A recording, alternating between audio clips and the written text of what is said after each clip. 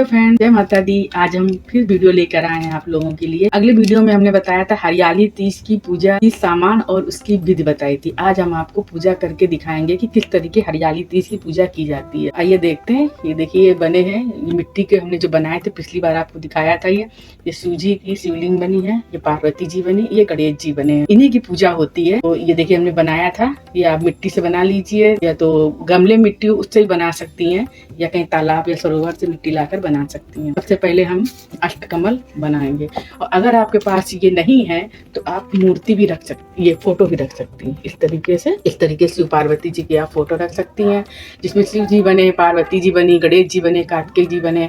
आप इनको रख करके भी पूजन को कर सकती हैं। तो ये आप इससे कर सकती हैं, मिट्टी से भी और उससे भी। और फिर हम सबसे पहले हम बनाएंगे अष्टकमल। कमल बन गया हमारा। फिर इसके ऊपर हम कलश की स्थापना करेंगे।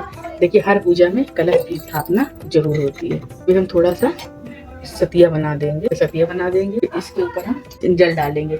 ये सबसे पहले गंगा जल डालेंगे। इसमें हम सादा जल डालेंगे, जो हमारे घर में पीने के लिए आता है पानी। इसमें इसके अंदर डालने के लिए, जैसे हमेशा ही हम लोग कलश बनाते हैं, तो उसमें देखिए हल्दी, सुपारी और ये रोली, ये लौंग, पैसे, इलायची, ये सबको हम पांचों चीज इसमें डाल देते हैं। इसको ढक देते हैं। इसमें पहले हम पल्लव लगाएंगे। ये देखिए, हमने कलश रख दिया है। अष्टकमल बना करके कलश को रखकर जल डाल दिया उसमें, तो हमने आपको दिखाई दिया। ये अशोक के हमने पल्लव लगा दिए हैं। आप आम के लगा सकते हैं, उसे अशोक आम ही के लगते हैं, लेकिन हमारे पास नहीं थे इसलिए हमने अशोक के लगा दिए।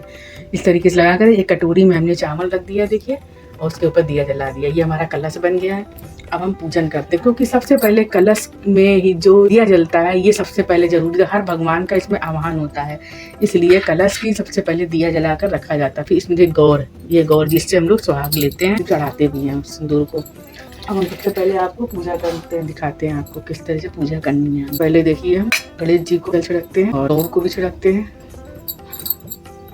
फिर सबसे पहले हम इसके बाद छिड़कने के बाद सबसे पहले हम गणेश शंकर जी को चढ़ाते हैं कच्चा दूध। और कच्चा दूध के साथ में हमने इसको 5 चीज मिलाकर इसका हमने पंचामृत बना लिया। इसमें शहद है, दूध है, और चीनी है, घी है, गंगा जल है, करके 7 चीज इसमें मिला करके हमने इसको पंचामृत को स्नान कराएंगे। गणेश जी, शंकर जी को चढ़ाते हैं, पार्वती जी को दूर से चढ़ा देते हैं थोड़ा सा ही, और फिर गणेश जी को भी चढ़ाते हैं।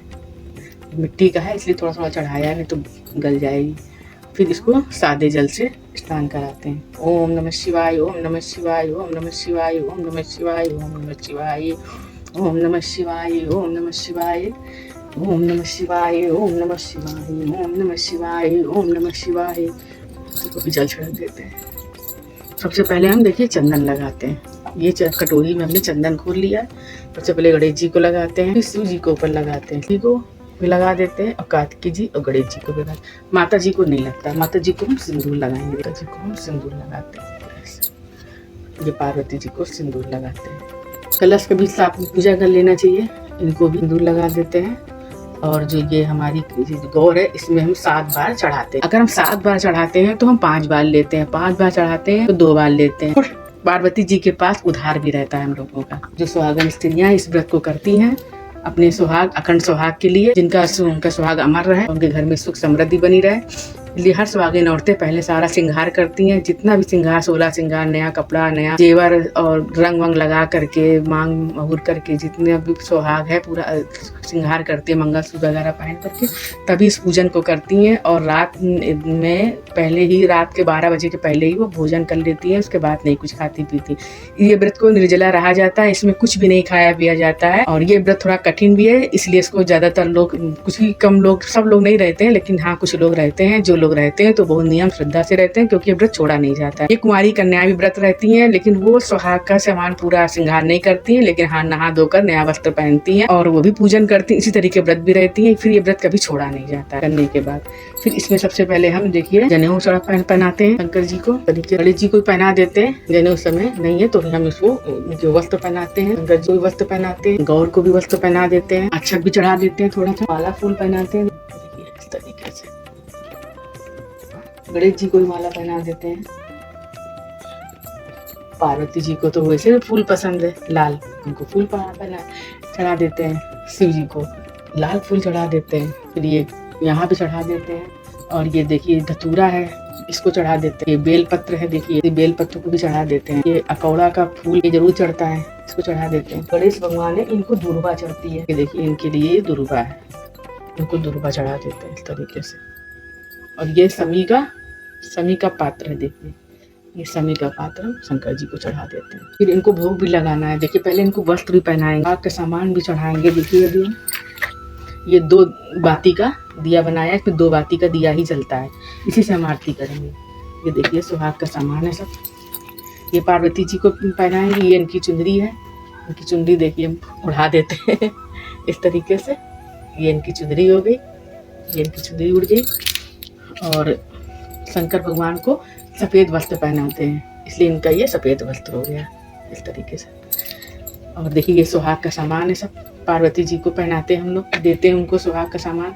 यही सामान पे हम लोग सुबह प्रसाद में भी लोगों को दे देते हैं और हम लोग खुद भी अपने लिए रख लेते हैं। देखिए क्रीम है, ये देखिए ये पैकेट हम लोग ले आते हैं। ये सुहाग इसमें सब कुछ सामान, कंघा है, आलता है, मेहंदी है, बिंदी है, हर सामान इसमें है। कुछ हम लोग अलग से भी रख दिया है जो पार्वती जी को चढ़ाया जाता है। इसमें ये चूड़ियाँ, ये चूड़ी देखिए, चूड़ियाँ भी चढ़ाई जाती हैं। जितना भी सुहाग का सामान आप कुछ भी चढ़ा सकती हैं। ये चूड़ी हो गई इस तरीके से, ये चूड़ी हो गई, चूड़ी भी चढ़ाई जाती है।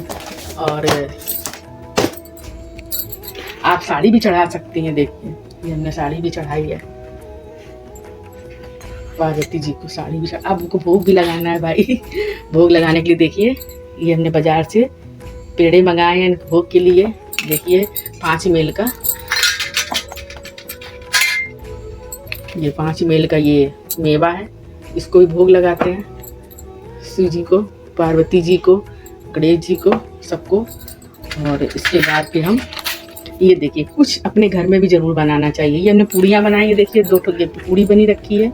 और ये कुछ जो हमने जेवर बनाए हैं ये बेसन से बनता है, कुछ डालते हैं इस बेसन को सान करके, इसमें हम इनके जेवर बनाते हैं। इसमें कुछ हार है, चूड़ी है, जैसे बिछुआ है, ये सब बनाते हैं। ये भी इनको भोग लगाते हैं, देखिए इस तरीके से इसको धरा देते हैं। ये इनका भोग हो गया, ये हमने भोग लगा दिया। तो इसमें पूड़ी है, सुहाग का सामान है, धूप बत्ती जला दीजिए। धूप बत्ती जलाने के बाद इनको जो भी मौसमी फल हैं, जैसे इस समय तो आम और केला वगैरह आ रहे हैं, तो आप इसको आम, ये जो फल हैं इनको भी जरूर भोग लगाइए, माता जी भोग लगाइए। इस तरीके से कह करके हम इसको भोग लगा दीजिए।